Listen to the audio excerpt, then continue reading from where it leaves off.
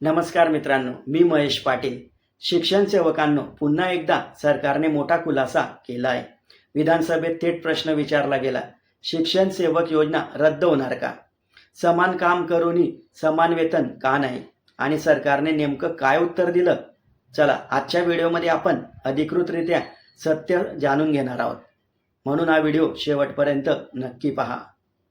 नमस्कार मित्रांनो, मी महेश पाटील. आपण पाहत आहात पाटील हब यूट्यूब चॅनेल. मित्रांनो, विधानसभेत आमदारांनी शालेय शिक्षण मंत्र्यांना अत्यंत महत्त्वाचा प्रश्न विचारला. प्रश्न असा होता की सन 2000 पासून महाराष्ट्रात शिक्षण सेवक योजना सुरू आहे. मित्रांनो, खरं पाहायला गेलं तर आजही हजारो शिक्षक 3 वर्षे कमी मानधनावर सेवा देत आहे. यामुळे समान काम करूनही समान वेतन मिळत नाही. शिक्षण सेवक योजना रद्द करण्याची मागणी अनेक संघटनांनी केली आहे. त्यामध्ये स्थायीकरण कालावधी कमी करावा, शासन कर्मचाऱ्यांप्रमाणे लाभ द्यावेत, अशा अनेक मुद्द्यांवर सरकारकडे खुलासा मागण्यात आला.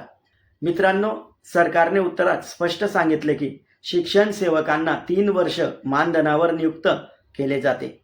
या कालावधीत त्यांच्या कामाचे मूल्यमापन केले जाते. मूल्यमापन समाधानकारक असल्यास त्यांना निश्चित शिक्षक म्हणून नियुक्ती दिली जाते.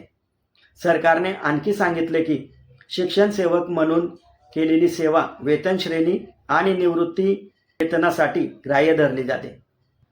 तसेच 7 फेब्रुवारी 2023च्या शासन निर्णयानुसार मानधनामध्ये वाढ करण्यात आली आहे, असे शासनाच्या वतीने सांगण्यात आले. मित्रांनो, सर्वात मोठा प्रश्न म्हणजे शिक्षण सेवक योजना रद्द होणार का? यावर सरकारने थेट उत्तर दिलं की राज्याची आर्थिक परिस्थिती लक्षात घेता योजना रद्द करण्याबाबत कोणताही निर्णय सध्या घेतलेला नाही.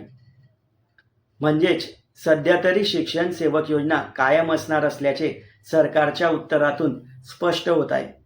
मित्रांनो, यावर जर आपण विश्लेषण पाहिलं तर यामध्ये एक गोष्ट स्पष्ट दिसते की शिक्षक संघटना सातत्याने समान काम समान वेतनाची मागणी करत आहेत, परंतु सरकार आर्थिक परिस्थितीचे कारण देत आहे. म्हणूनच शिक्षण सेवकांच्या अपेक्षा अद्याप पूर्ण झालेल्या नाही. मित्रांनो, आता पुढील काळात संघटनांचे आंदोलन, न्यायालयीन प्रक्रिया आणि शासनाची भूमिका यावरच पुढील निर्णय अवलंबून असेल. मित्रांनो, या संपूर्ण विषयावर तुमचे मत काय? शिक्षण सेवक योजना रद्द व्हावी का?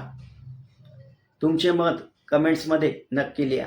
आणि मित्रांनो, मला बरेच जणांच्या कमेंट्स येत आहे की शिक्षण सेवकांची जी याचिका दाखल आहे तिची तारीख सुनावणीची 10 जुलै होती. नेमकं 10 तारखेचं झालं काय?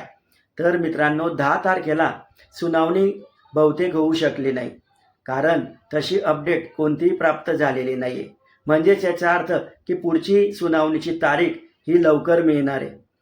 तर मी आपल्यापर्यंत ती बातमी नक्कीच पोचवेल. मित्रांनो, धीर धरूया.